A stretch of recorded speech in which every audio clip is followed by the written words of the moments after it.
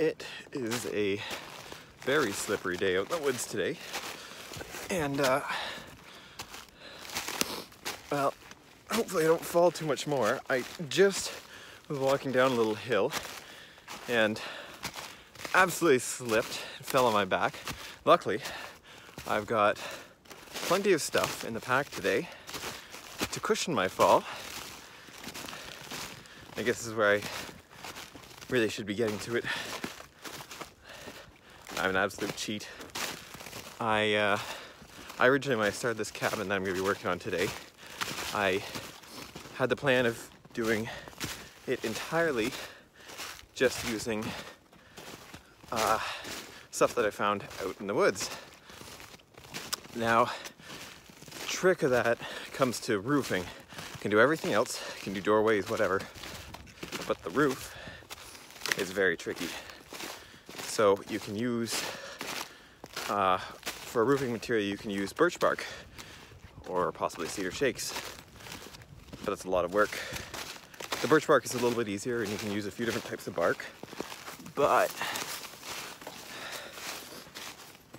I think my preference will be to actually go with the tarp today. I was up at Canadian Tire and just had one there. It was on sale, so I'm cheating. But like, I can get a roof up pretty easily, but getting a roof that's waterproof, I should say, is the real trick. So this is what I'm gonna do. You actually see when I'm out here today that this is a steep bit, that I actually already have a roof on. I just did it after my last video, just really quick, because I just wanted to throw something up so I didn't have too much snow on the ground before I'm working out here today. So we'll see.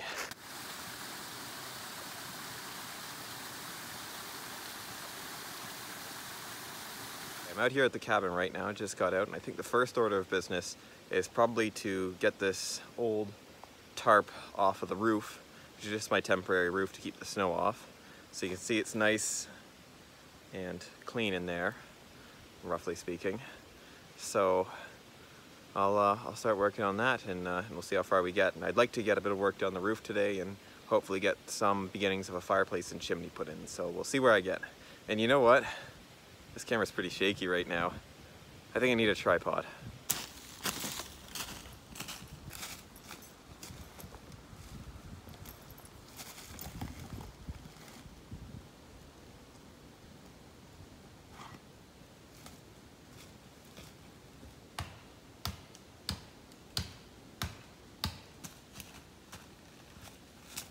All right, it's a nice live, I believe it is a maple, should hopefully do it.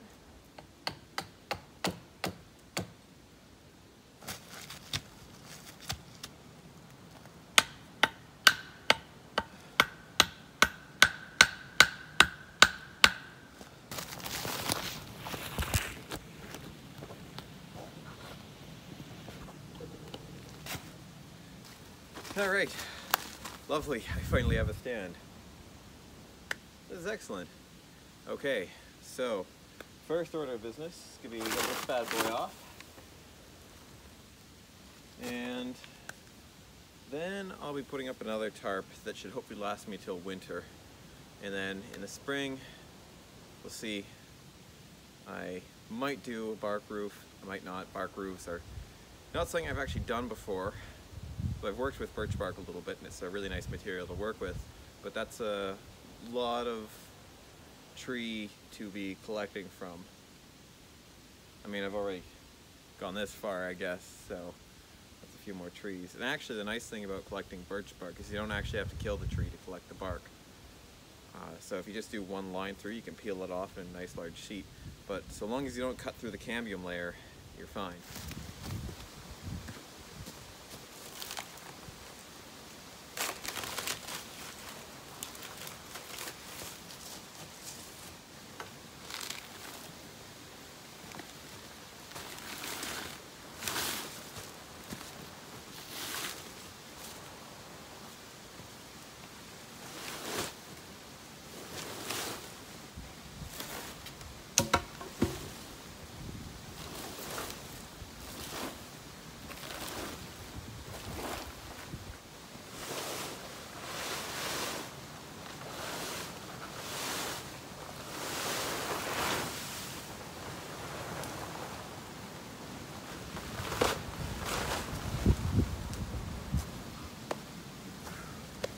Okay, it's cold. We need a fire.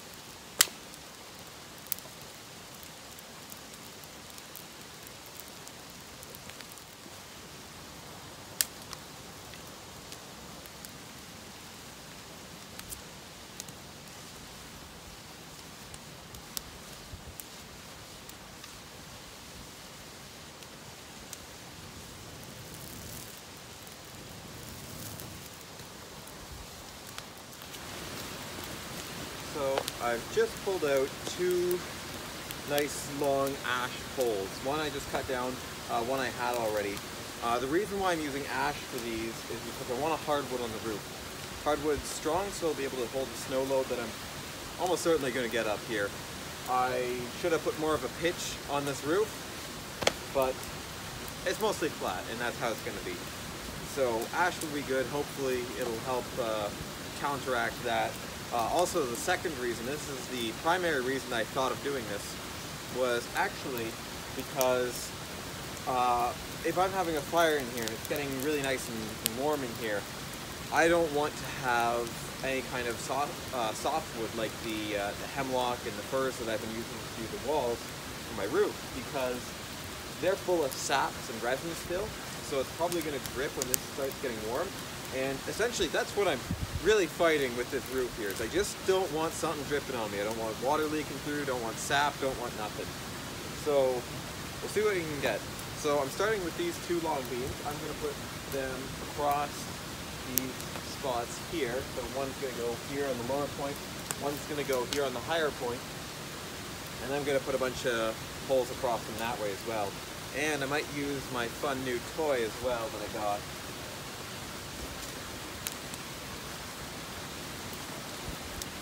And that's my little hand drill here. So might put some holes and then use some dowels to secure this in place better. And that'll really work for getting me a little bit of extra strength. So we'll see how it goes.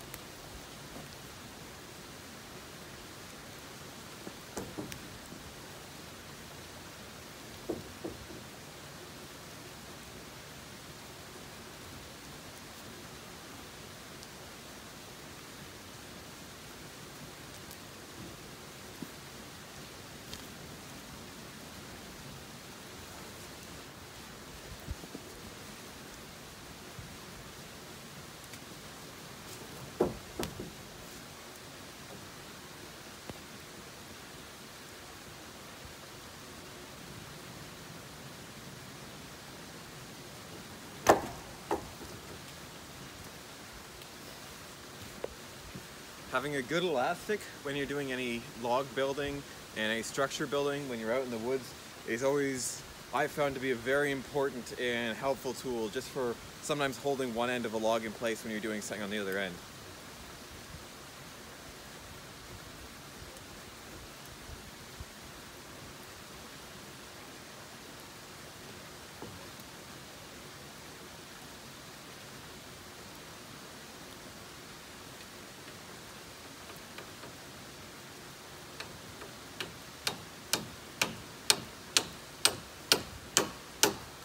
so when I'm building stuff, or what I've learned to do, and this might have been a lie when I was being taught this, but I'm not entirely sure, so we're giving it a go, is I'm actually using square dowels in the holes here for this cabin. So we're going to see if it goes. Apparently it's supposed to get a better fit using square dowels for a round hole, but we'll see what happens. So far it seemed to do pretty well for the one side, so we'll see if it does well for the other side too.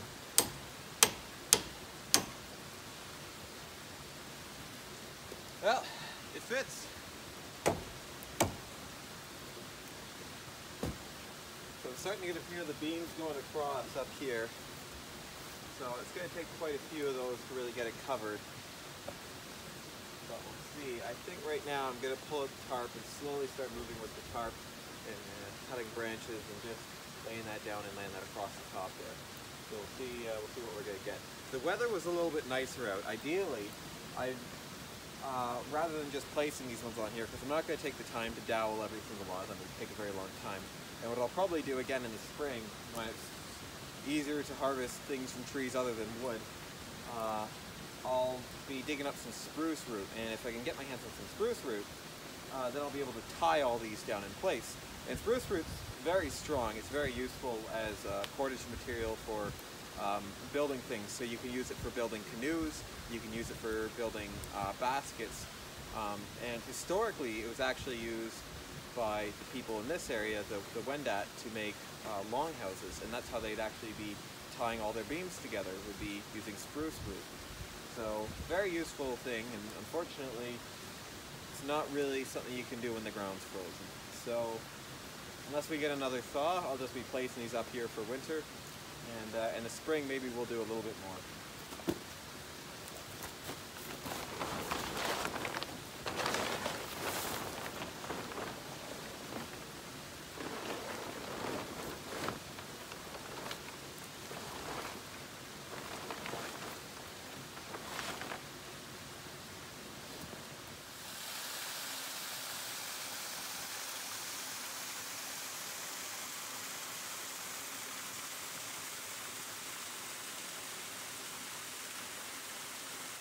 Unfortunately, yesterday when I was filming, putting up the roof and getting started on the chimney and getting started on the fireplace setup, my camera died due to the cold and me having my phone suspended in the middle of cold air. So unfortunately I couldn't film any more of it, but today I'll be carrying on and trying to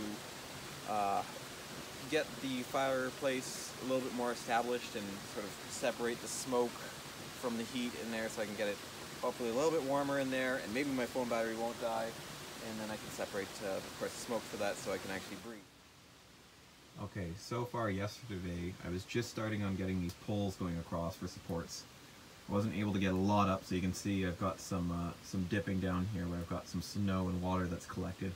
So I'll be working on that today, just so it's hopefully strong enough to, well, not collapse, so it'd be not ideal.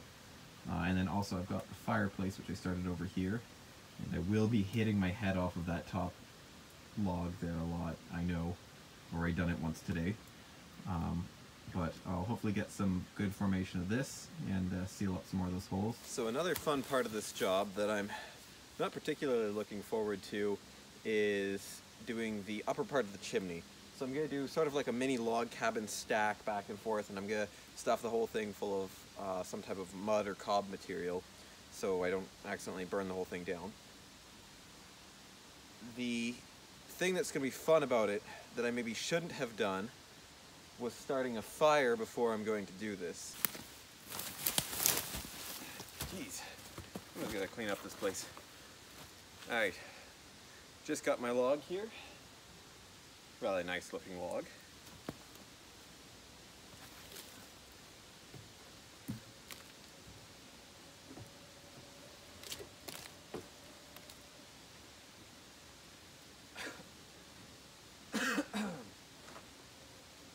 On the plus side, at least it's warm.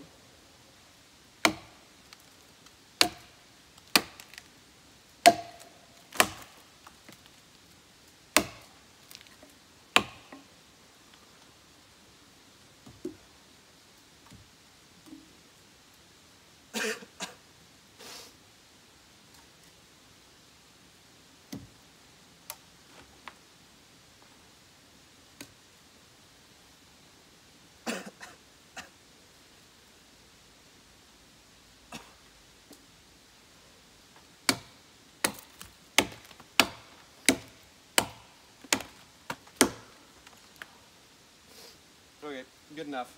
Good enough.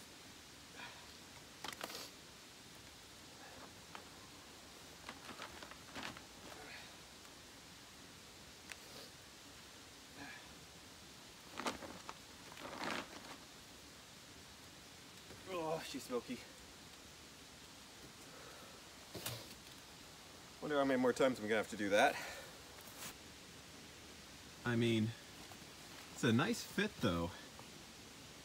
I mean, that looks good. So I'm making some good headway on the fireplace. I'm starting to get a whole bunch of pieces of wood stuffed in the gaps here. So that's what I'm using as my main material to fill it. And I'm just using a little bit of extra mud to seal it up. So it's working pretty well so far. It's not very smoky in here.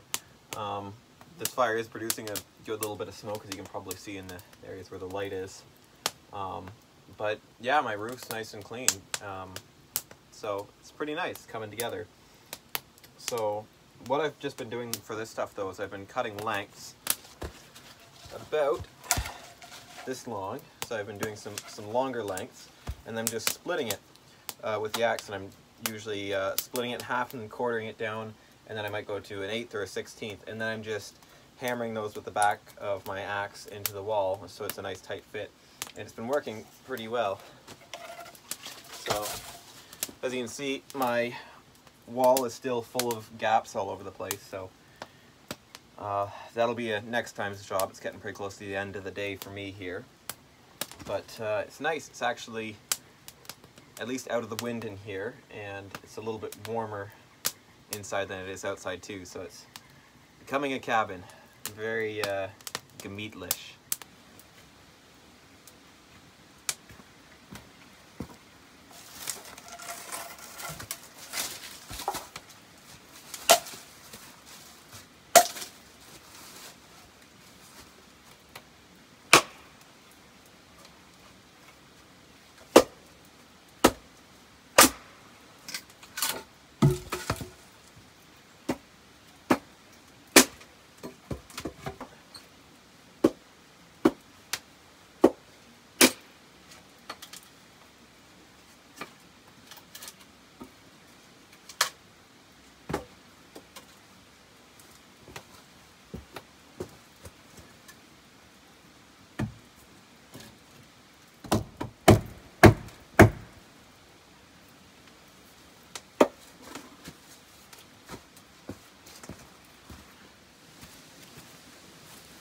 Well, that's it for today, folks. Thanks again for watching, and see you next time on good old-fashioned Canadian bushcraft.